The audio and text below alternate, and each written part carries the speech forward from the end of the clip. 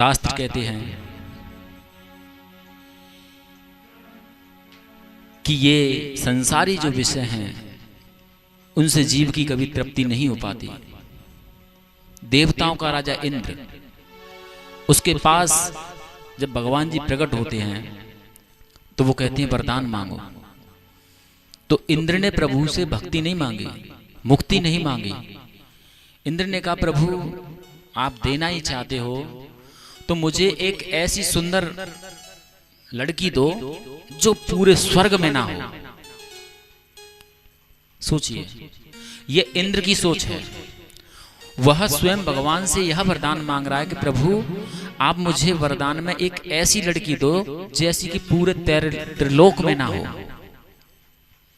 भगवान नर नारायण मुस्कुराए और उन्होंने अपने शरीर पर से थोड़ा सा मैल पाट दिया।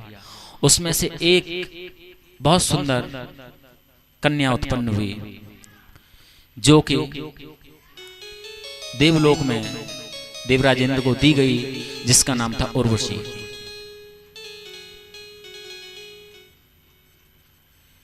जीव की यही एक गलती है कि उसके सामने जब संत आते हैं, गुरु आते हैं, तो वह उनसे भक्ति नहीं मांगता, वो ज्ञान नहीं मांगता जिससे उसका उद्धार होना है, बल्कि भगवान के दरबारे में ईश्वर के सामने होने पर भी जीव उनसे उनकी भक्ति न मांगकर सिर्फ संसार मांगता रहता है। और संसार मांगने से जीव को कभी भी शांति नहीं मिलती। एक बार क्या हुआ, एक श्वान था, एक कुत्ता, उसको कहीं से एक सूखी हड्डी मिल गई।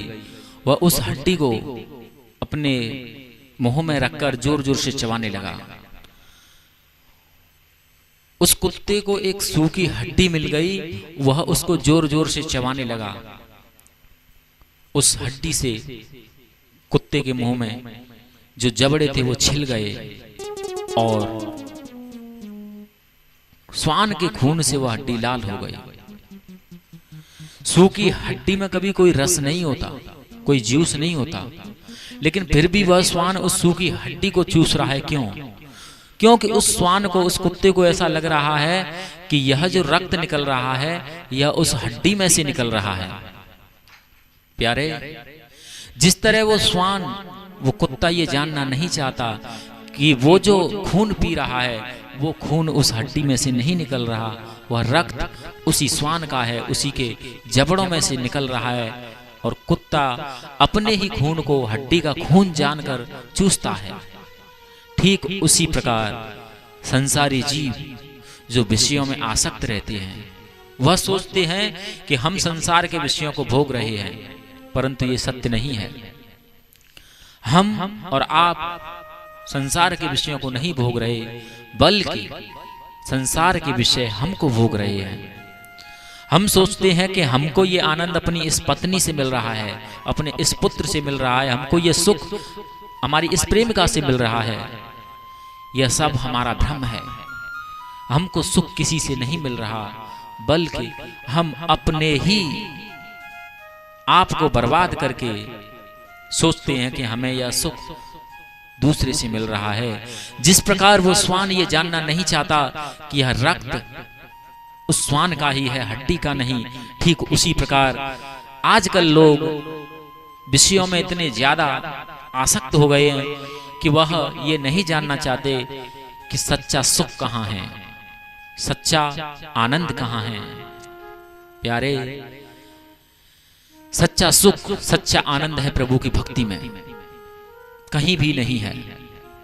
और जो लोग संसार में सुख को ढूंढते रहते हैं, संसार में आनंद को खोजते रहते हैं, उन्हें कभी भी आनंद नहीं मिलता, उन्हें कभी भी शांति नहीं मिलती और उनका पूरा जीवन संसार में ही भ्रमण करते करते बीत जाता है। नर्तन पाहे विषय मन देही, पलट सुधा से सठ विसलेही। जो मनुष्य इस मानव देह को पाकर विषयों में आसक्त रहता है, उन्हीं में मन लगाता है, ये समझ लो कि वह अमृत के बदले विष ले रहा है। क्योंकि ईश्वर की जब बड़ी कृपा